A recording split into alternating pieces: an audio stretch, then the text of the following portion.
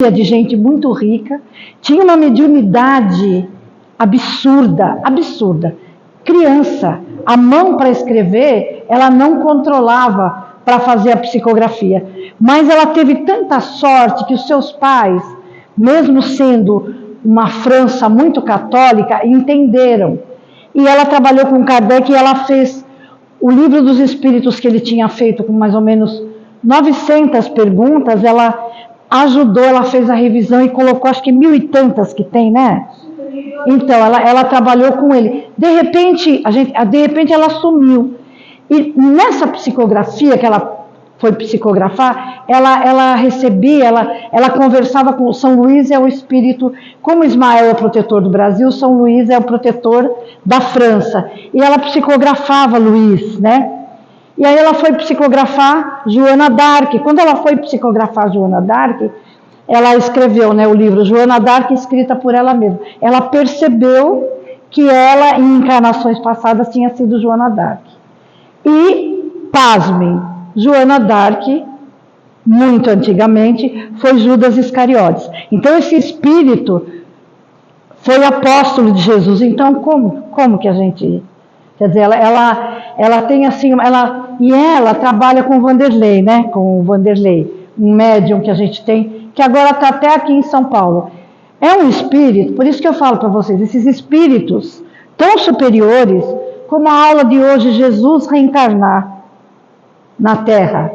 Esses espíritos superiores, o que a gente acha? São Luís, Santa Joana, São Paulo, porque a gente chama até como santo. Você acha, eles estão numa esfera lá, assim, já fizeram, já são espíritos superiores, então estão descansando. Ao contrário, todos esses espíritos superiores estão aqui na crosta, trabalhando conosco, porque nós estamos indo para a regeneração e eles estão tentando nos salvar. Isabel de Castela, que a gente chama de Santa Isabel, que é uma legionária de Maria. Ela vem, hoje ainda, o Divaldo que conta isso, no último livro dele, ela vem até esses lugares onde tem esses espíritos, que ainda são trevosos, ignorantes, ela vem tentar salvá-los para tirar daquele lugar, olha, para você tentar se regenerar. Então esses espíritos trabalham. Então todos nós não conseguimos ver, porque ainda temos olhos materiais, mas todos eles, às vezes anônimos, trabalham a nosso favor. Então, isso que o Edgar falou, que vocês leram sobre a oração, realmente eu sou prova viva disso. Prova viva de uma doença que eu passei e o final dela, até agora, foi muito melhor do que eu pensei. Claro que, não sei se é merecedora, mas passei por aquilo que eu tinha que passar. Mas quando a gente tem a fé caminhando com a gente, é muito diferente. Se eu tenho que passar por aquilo, eu vou passar, mas eu estou fortalecida, tá bom? Então vamos lá. Bom, os reis magos e o exílio no estrangeiro.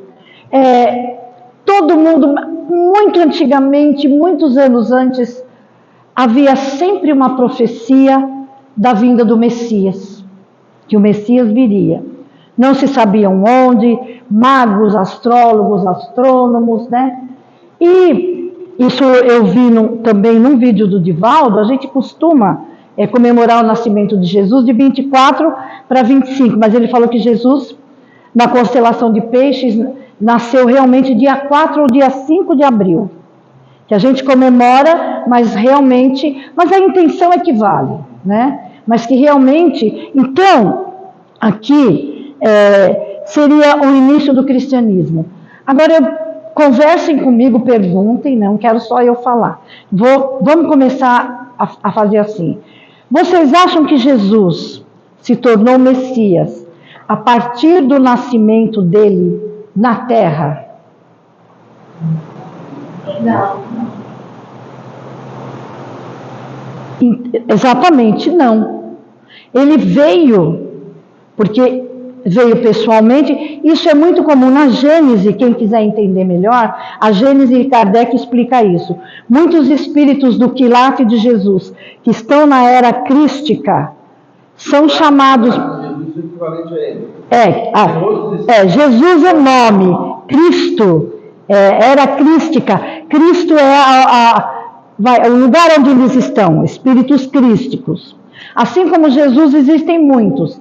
E eles são chamados, às vezes quando o mundo, Deus cria, vai começar, ele chama, olha, em período tal, você vai levar seu evangelho. Mas exatamente o que vocês disseram, ele não começou a ser, seria demais ele ser Messias quando tivesse um corpo carnal? Não. Jesus, ele recebeu o planeta Terra. Quando, no Big Bang, o aro já saiu para a Terra, o aro saiu para a Lua. Naquele momento, Jesus já recebeu. A gente fala Jesus, mas ele, junto dele existe, porque Deus é criador, Jesus é co-criador, mas Jesus já tem com ele muitos espíritos construtores e criadores. Então, Jesus trabalhou no planeta Terra para deixar o planeta Terra habitável para nós. Jesus e os seus colaboradores. E nós, pois não. Não, ele trabalhava em espírito, como trabalha até hoje. Ele é nosso governador planetário. Jesus é nosso governador planetário. Foi enquanto estava aqui encarnado, mas Jesus sempre foi o nosso governador planetário, o nosso Messias. Tá? E, veja bem, Jesus trabalhou e nós, todos nós, somos da seara de Jesus? Sim ou não? Eu pergunto, eles falam, mas aquele que é criminoso, calma. Nós somos da seara dele, porque ele sabe que cada um de nós está num plano de evolução. Mas que somos escolhidos para a sua seara, somos por quê? Ele diz assim, vós sois deuses, podeis fazer o que eu faço e muito mais. Vós sois luzes, vós sois o sal da terra. A gente pode não ser ainda, a gente pode estar só iniciando, mas nós estamos na seara do Cristo. E todos nós aqui, estamos aqui como voluntários. Materialmente a gente está recebendo dádivas de Deus. Estamos aqui, todos. Isso é muito gratificante. Porque nós estamos tentando realmente fazer o nosso mundo para a regeneração. Tá? Então, Jesus, ele já era nosso governador planetário. E esse Messias que eles esperavam, porque o povo judeu sempre respeitou os profetas. Vocês podem ver que profeta para eles era um homem santo. Muitos não reconhecem Jesus como Messias, mas o reconheciam como profeta. Inclusive chamavam Jesus de profeta, de Rabi, Rabone, Rabi. E o medo de Herodes, que era o governador daquele tempo, ali é o templo de Jerusalém, medo que Jesus, porque olha só, como é que eles tinham a noção de Messias. O povo judeu dessa época, hoje eu não sei, é um povo muito fanático pela sua raça. Eles não gostavam de se misturar com estrangeiros. No templo, os judeus ficavam aqui, o estrangeiro não podia transpor a linha. E as mulheres muito menos, porque a mulher, nesse tempo, aí mulher não valia absolutamente nada. O homem na rua, ele não conversava nem com a sua esposa, nem com a sua filha. A gente pode ver no Evangelho, você vê muitas mulheres apedrejadas. O único que foi apedrejado, mas se salvou, Estevão não se salvou, foi Paulo de Tarso, que Jesus tinha para ele um propósito muito grande. Ele foi apedrejado numa cidade grega, mas ele conseguiu se salvar, né? E esse modo deles serem assim é porque não tinham, na verdade, o entendimento do que é ser um Messias. O povo judeu é um povo muito escravizado. Eles foram escravos dos egípcios, dos romanos nessa época, dos filisteus, dos babilônicos, dos cananeus. Então é um povo. Então, qual a noção de Messias que eles tinham? Eles tinham a noção que o Messias viria, sentar num trono com uma espada e os libertariam do jugo do povo estrangeiro que os dominava. E o que Jesus veio trazer para a gente, nasceu para trazer para nós, foi uma coisa completamente diferente.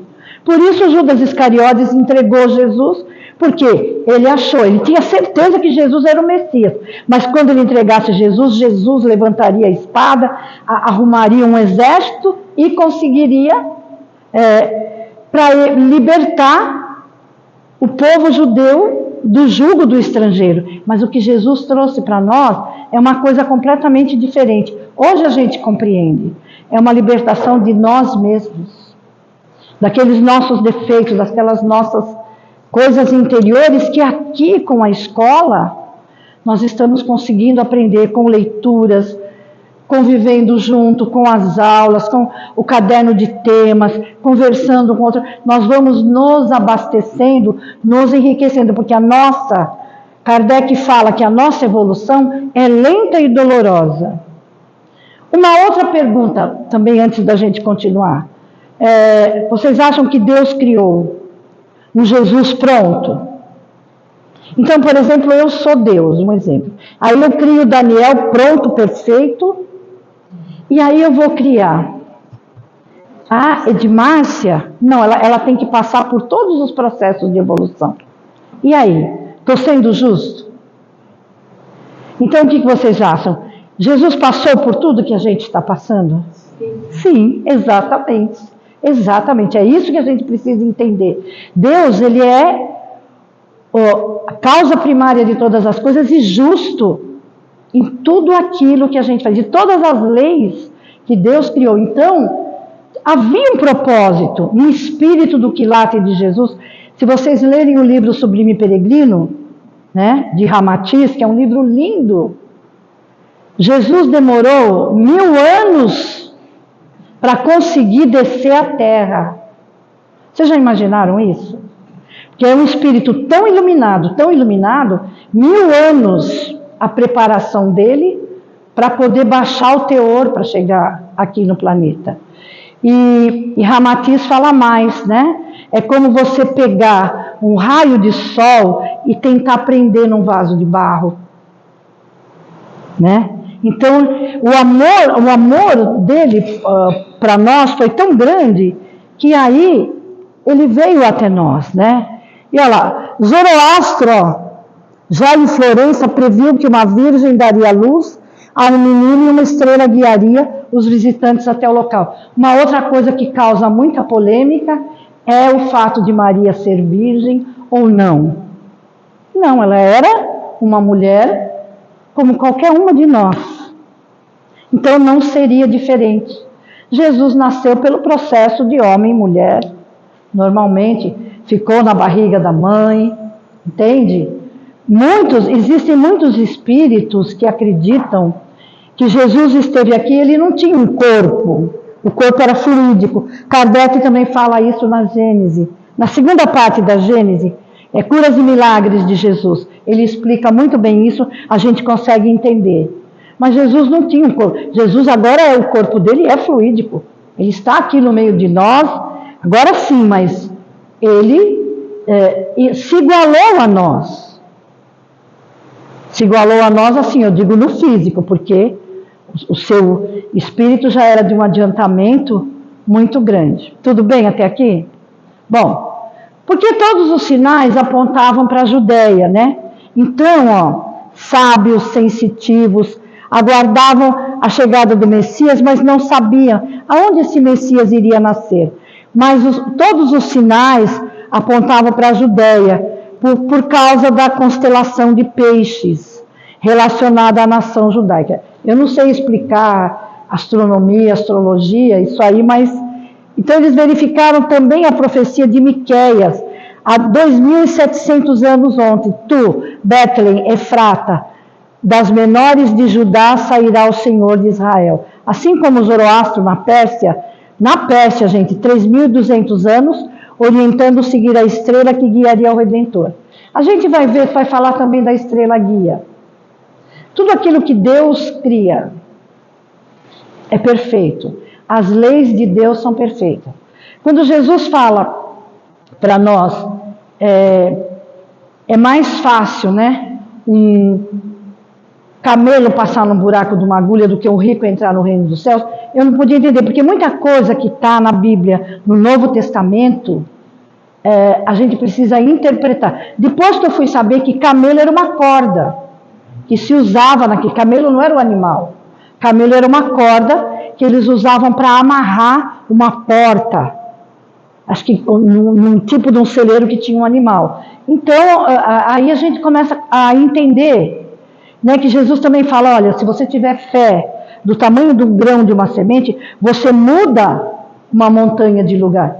A montanha foi criada ali pela natureza, ela é perfeita.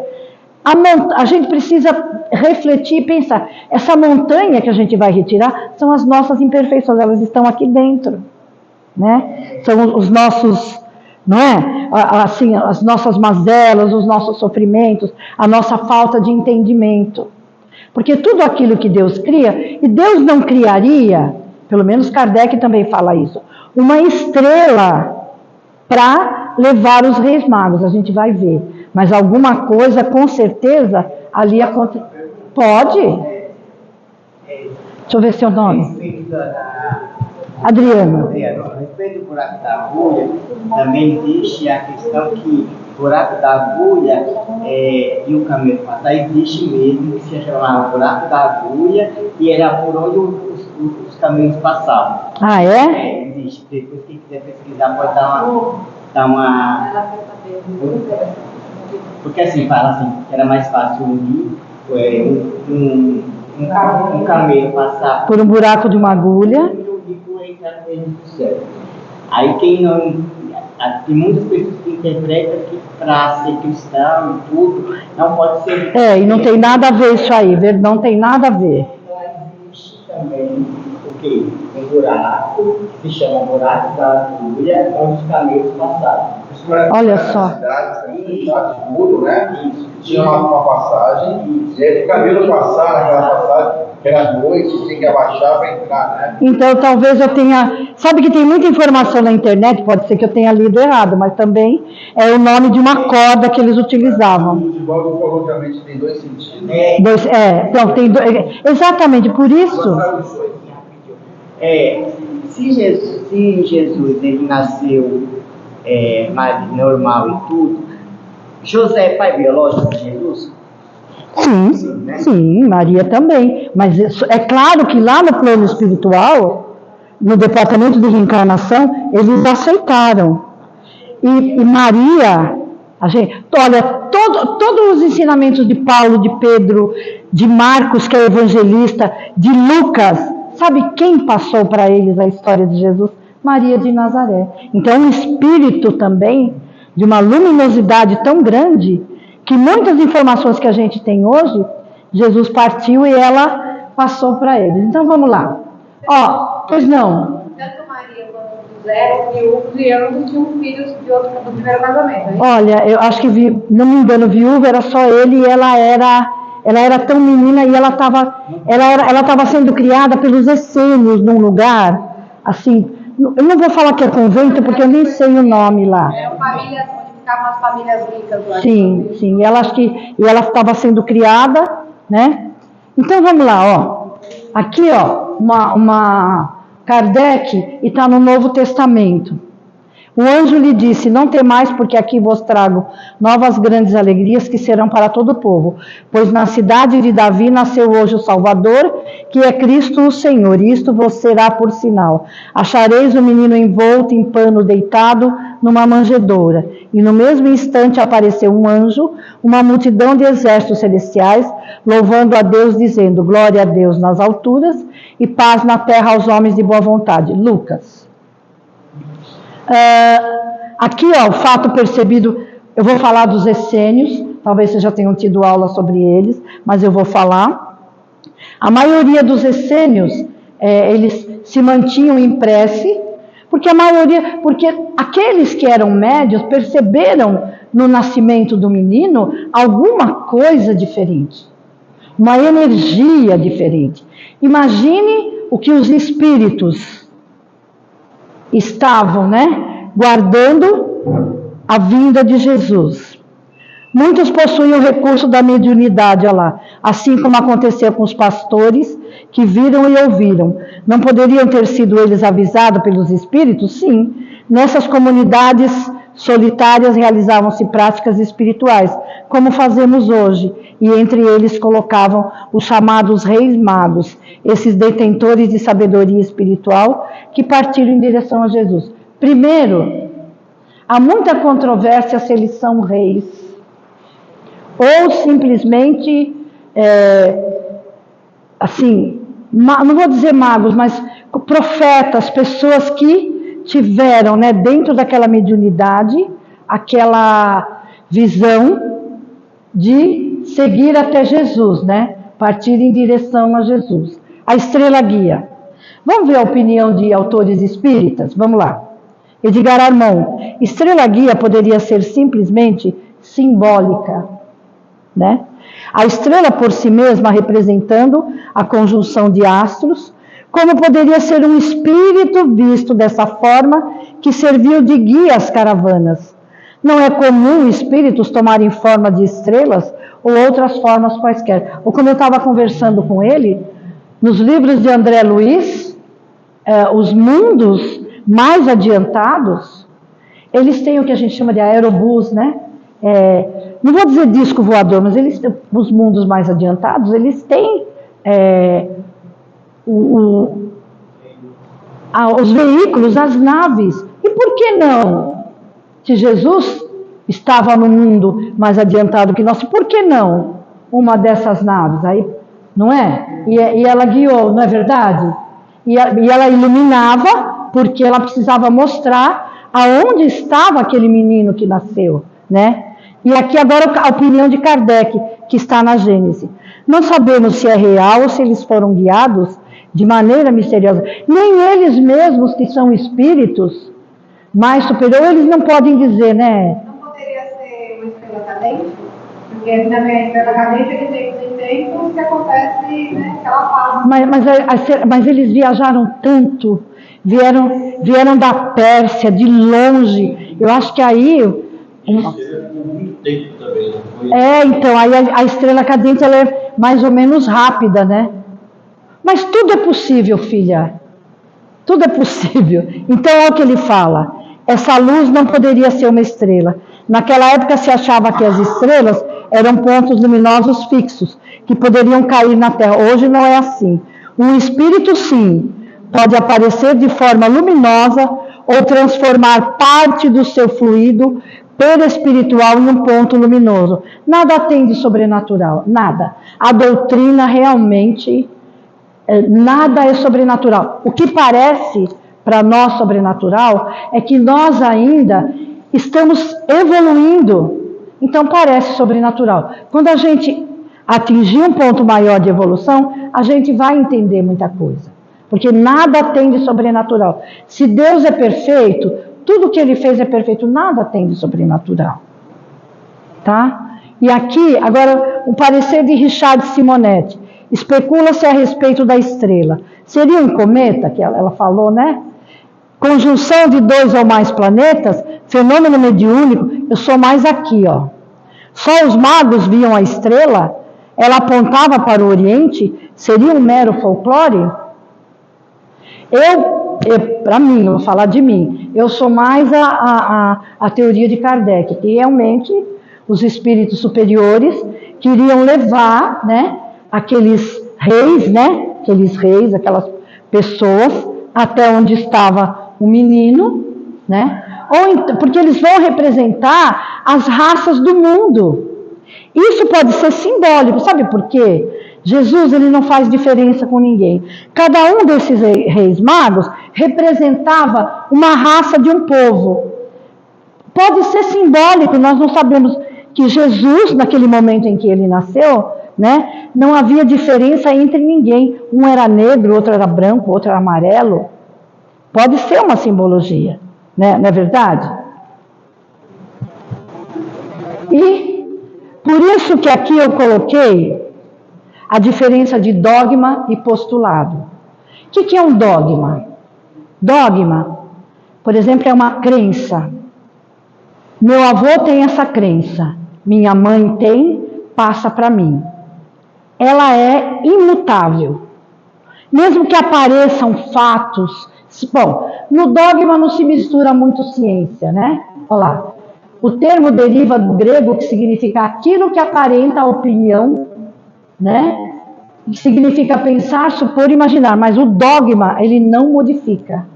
Muitas religiões são dogmáticas. Elas não mudam. Você pode perguntar, por exemplo, um dogma, por que chove? No dogmática fala, porque Deus quer. Aí quando é um postulado, você pergunta, por que chove? Chove porque tem o calor, a água sobe, forma a nuvem, mas também porque Deus quer. Por que nós somos postulado? Alguém poderia me responder? Porque questionamos o que vemos. Que a ciência, a religião e filosofia. Isso. Questionamento, né? Questionamento. E o que acontece com o tempo? Existe o progresso. Progresso. Olha, basta ver a religião espírita no começo. Como é que era para chamar a atenção? Mesas girantes, batida na madeira. Como que hoje, com o passar do tempo, nós já trabalhamos com energias mais fluídicas, mais sutis. Mas por que precisou ser assim? Para chamar a atenção. Por que as curas de Jesus precisaram ser curas de chamar a atenção? Jesus não precisava passar a areia no rosto do cego, né? Aí o outro andou, levanta-te e anda.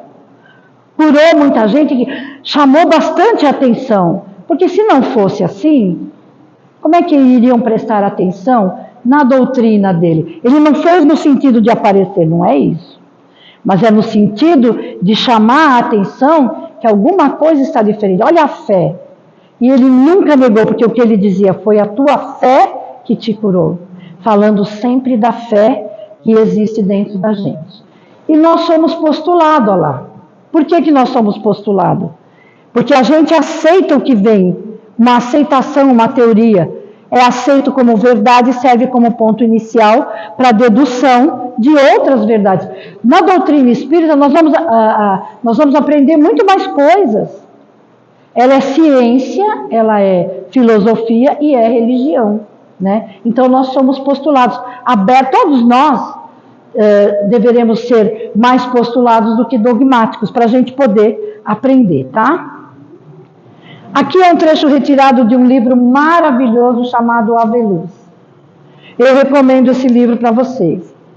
É do João Nunes Maia, pelo Espírito de Shaolin. Há, porém, muitas outras coisas que Jesus fez. Se todas elas fossem relatadas uma a uma, creio que nem no mundo inteiro, caberiam os livros que seriam escritos. Isso, inclusive, sobre seu nascimento. Muita coisa, no prefácio desse livro diz que muita coisa, muitos espíritos estão sendo preparados para trazer para nós muito mais verdades do que imaginamos sobre Jesus, tá? Então, Jesus, em Israel, na Palestina, havia o costume da circuncisão. A menina não, mas o menino, quando nascia, precisava pegar o pênis do menino, furar, fazer uma circuncisão. Só assim ele entraria em contato com Deus. Então vejam, Paulo de Tarso, depois que se transformou, ele também acreditava nas leis mosaicas, ele dizia que a gente precisa fazer a circuncisão do coração. Mas até hoje, em algumas religiões judaicas, eles utilizam ainda, eles acreditam nisso, né? É a fase mais higiênico, com os médicos, mas ainda continua fazendo. Continuam, porque se não fizer isso, primeiro porque o homem, a mulher é inferior, então, não, tudo bem, mas nada existia a favor da mulher, mas a circuncisão, e assim como o batismo, a circuncisão, se ela não existisse, ele não entraria no reino de Deus. Mas isso, talvez se vivêssemos naquela época, talvez acreditássemos, né? Até nisso. E eles adotavam como medida de higiene. Olha lá, quanto aos reis magos, não há nenhuma evidência que sejam reis. Melquior, Gaspar e Baltazar. Tem gente que fala que são 5, que são 3. Eles representavam as 3 raças, semítica, branca e negra. Eu achei bonito isso. Pode ser uma simbologia, ó, Jesus nasceu e ele é a luz para todos, sem exceção, né? E aí eles vieram da Pérsia, Arábia e Babilônia. Chegando a Jerusalém, procuraram por Herodes. E diz que Herodes se fingiu amigo, porque Herodes, porque tanto falava o nascimento do Messias, imagina, ele era adulto, e medo que aquela criança que havia nascido ia tirar o seu trono, né? Bom, Herodes, ele aguardou a saída dos reis magos, né? E pediu para que seguissem, porque ele queria saber aonde é que estava esse Messias que havia nascido. Mas os essênios, né, percebendo o perigo, providenciaram uma saída secreta lá, que dava para o campo. Depois, advertidos em sonho, não poderiam mais voltar a Jerusalém. E eles foram por outro, quem conta é Mateus, foram por outros caminhos. Quando eles chegaram até Jesus, consultaram pergaminhos, verificaram sua espiritualidade e se convenceram que estavam diante do Messias planetário.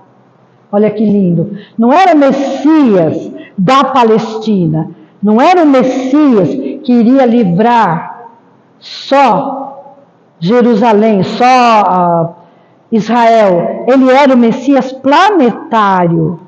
E aqui também uma simbologia linda. Ele foi presenteado com ouro, que significa a sua realeza, mas a realeza espiritual. Incenso, que significa a sua elevada espiritualidade, e mirra, uma substância vegetal usada para embalsamar cadáveres, significando a sua crucificação.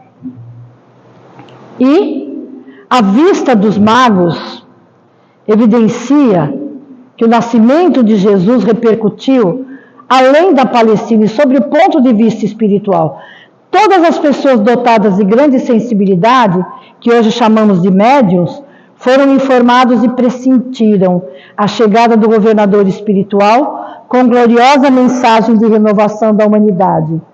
Dentre as inúmeras denominações que receberam os médiuns, em todos os tempos, mago é uma delas. Hoje a gente, às vezes, entende mago como uma coisa nefasta, negativa. Mas o mago aqui era um tipo de um profeta, né? Tudo bem até aqui, gente? Assim como os magos, né? Nós podemos presentear Jesus todos os dias com os nossos tesouros.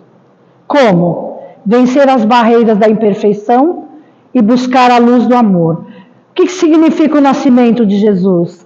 Significa que nós, antes de um ser biológico, nós vamos ser transformados num ser espiritual. De posse dessa herança, nós vamos seguir essa estrela, que é o Evangelho, trazendo sempre Cristo no nosso coração e na nossa mente. Que Jesus esteja sempre dentro de nós, que ele renasça todos os dias no nosso coração. Como? Através do seu Evangelho. Eu não sei, cada um... Quando, por exemplo, eu estou em aflição, eu gosto porque a gente tem a Bíblia, tem o Novo Testamento, pode ler, mas eu gosto do Evangelho segundo o Espiritismo, porque o Evangelho segundo o Espiritismo tem toda a fala de Jesus, e depois Kardec e os Espíritos explicam. E às vezes a gente abre e lê aquilo, nos faz tão bem, né? Assim como você estava falando de programas de TV, que eles têm essa audiência porque infelizmente é o povo mesmo que dá, porque, né? Mas nós podemos selecionar aquilo que a gente quer colocar dentro do nosso coração. E essas leituras, elas nos fazem muito bem. Porque infelizmente, no mundo, nós estamos entrando na regeneração, mas todo mundo quer ficar junto com espíritos bons. Mas nós estamos num planeta de provas e expiações, em que existem os bons e aqueles que ainda não conseguiram alcançar. E vai depender realmente do nosso pensamento, da nossa força de vontade, da nossa maneira de ser, por pensamentos, palavras e as nossas obras, é que nós vamos conseguir realmente ter boa sintonia, né? o rei Herodes, ele não pôde, né?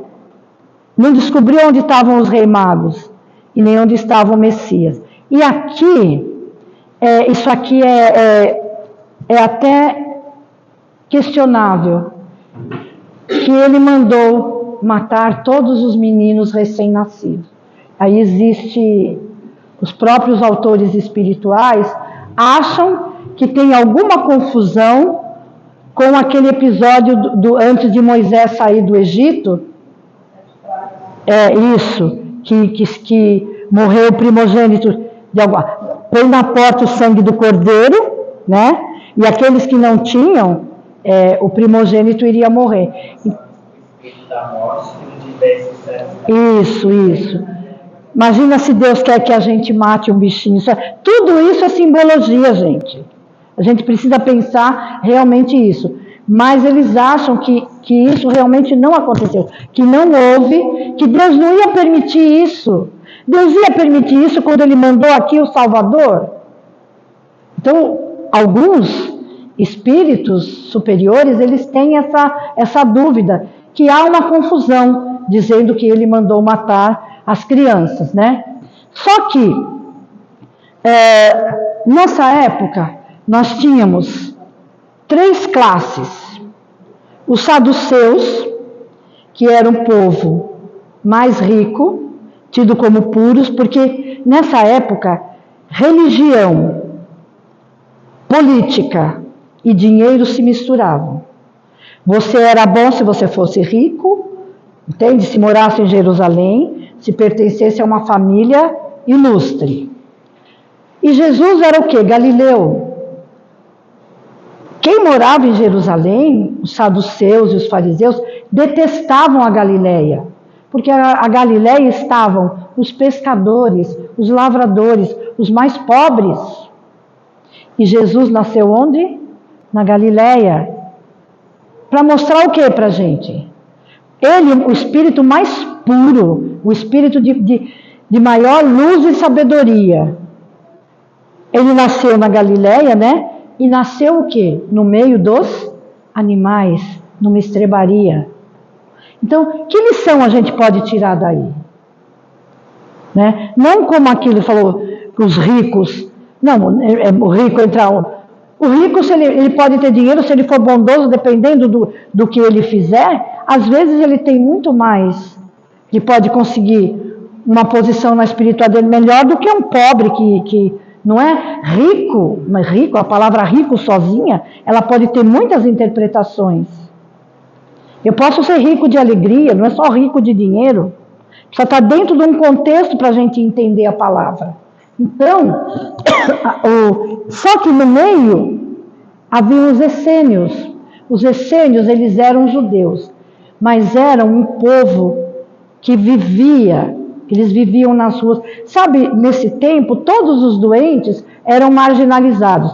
Eles chamavam que todos tinham doença, eles mandavam embora até a pessoa morrer de fome. Não vivia no convívio dos outros. E os essênios ficavam espalhados para auxiliar esses doentes pobres estrupiados. E Jesus conviveu com os essênios. E foram os essênios, que aqui eles dão 2 versões, que a família de Jesus teve que fugir para o Egito, e a outra, que ele viveu na Fenícia. Então, também, para a gente, fica aí a dúvida, né? Ali o agasalharam no Monte Hermão, onde permaneceram por 5 anos. Tivemos aqui alguns acontecimentos, foi aquilo que eu falei para vocês. A história oficial dos crimes de Herodes não inclui matança dos inocentes. Sua autenticidade é duvidosa. Questionável também que se tratasse uma profecia de Jeremias. Como é que Deus planejaria com antecedência aquele horror? Né? O Lucas, quando escreveu isso, eles falam, é uma linguagem repleta de simbolismo e fantasia. Né? Quem fala isso é Richard Simonetti, no livro Paz na Terra.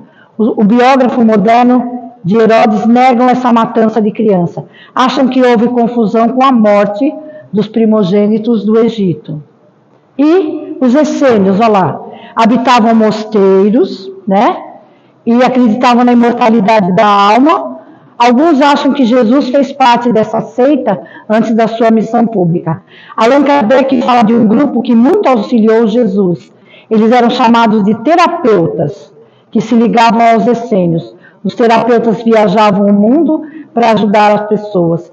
Os essênios formaram um elo entre o judaísmo e o cristianismo. O seu lema era bem ao próximo, e o cristianismo nasceu nesse período, sofrendo a influência desses irmãos maravilhosos. Algumas lições da passagem da vida de Jesus na terra. A manjedoura, o que ela significa para nós? Humildade, chave de muitas virtudes. Começava ali, quando Jesus veio à Terra, a nossa maioridade, pois Jesus nos entregaria o código do quê? De fraternidade e amor. Isso a gente não pode nem duvidar. O fato do Divino Mestre ter sido pressentido por pastores humildes prova que sua tarefa era a redenção para todos, não só para a elite, como muitos achavam que esse Messias viria só para os ricos, para os poderosos. Não, a redenção de Jesus é para todos, sem distinção. Os magos, José, homem de bem, virtuosos e disciplinados, favoreciam o contato com os benfeitores espirituais. Herodes era a diferença aqui. E a gente pode concluir qual era a natureza da sua influência. E que Jesus renasça todos os dias em nossos corações.